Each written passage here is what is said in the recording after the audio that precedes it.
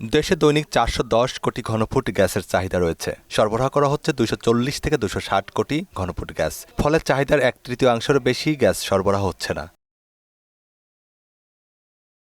রাজধানীর বাড্ডার একটি CNG refill স্টেশনের সামনের সড়কে ২ কিলোমিটার গাড়ির সারি। চাপ কম থাকায় কাঙ্ক্ষিত পরিমাণ গ্যাস পাচ্ছে না, তাই ঘন্টার পর ঘন্টা অপেক্ষা করেও মিলছে না কাঙ্ক্ষিত গ্যাস।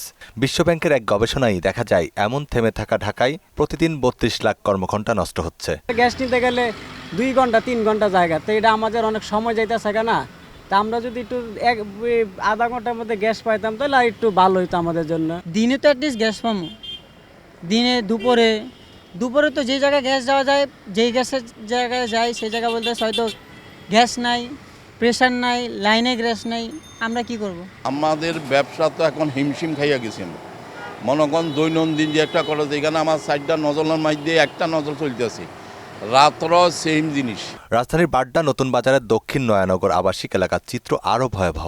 এখানে গ্যাস আসে মধ্যরাতে আর যায় ভোর রাতে। গ্যাস না পেলেও বিল ঠিকই গুনতে হয়। একটার দিক গ্যাস আয়, ঘুম হয় না। এই একটার দিকে রান্না করে আবার 4টার দিকে উঠতে হয়, 5টার দিক গ্যাস চলে যায়। বিল না দেখে করবো লাইজে রাখা টেলে, ওই জন্য আমরা গ্যাস সিলিন্ডার জ্বালাই, সোলার বিলও দিই, গ্যাস বিলও দিতেছি। 4টে বাজে উঠলেও গ্যাস পাওয়া যায় না, তাইলে কেমনে রান্না করবো আর কেমনে খাওয়া দাওয়া করবো।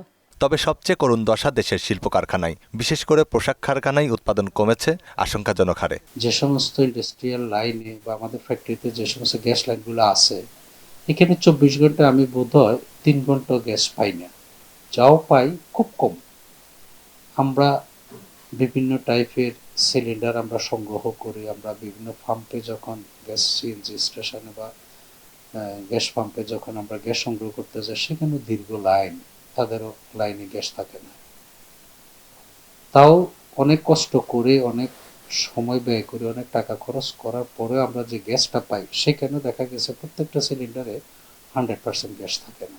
গ্যাসের চাহিদা বৃদ্ধি সহ বৈদেশিক মুদ্রা সংকটে গ্যাসের আমদানিতে কিছুটা সাধন, অভ্যন্তরীণ উৎপাদন ও মজুত ঘাটতি এবং বঙ্গোপসাগরে একটি ভাসমান এলএনজি টার্মিনাল বন্ধ থাকায় গ্যাসের এই সংকট সৃষ্টি হয়েছে। বাংলাদেশে অবভিয়াসলি আমাদের যে নিজস্ব গ্যাস সরবরাহ সেটা দিনে দিনে কমে আসছে, সেটা বৃদ্ধি করার সুযোগ আছে।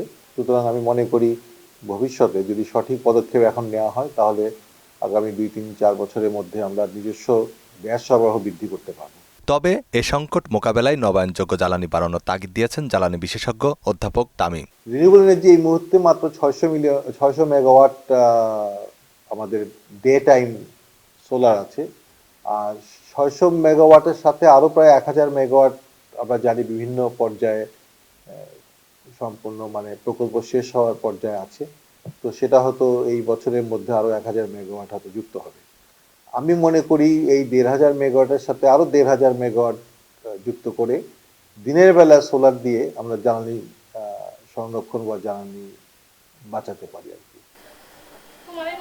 মনিরুল ইসলাম, মোহনা সংবাদ, ঢাকা।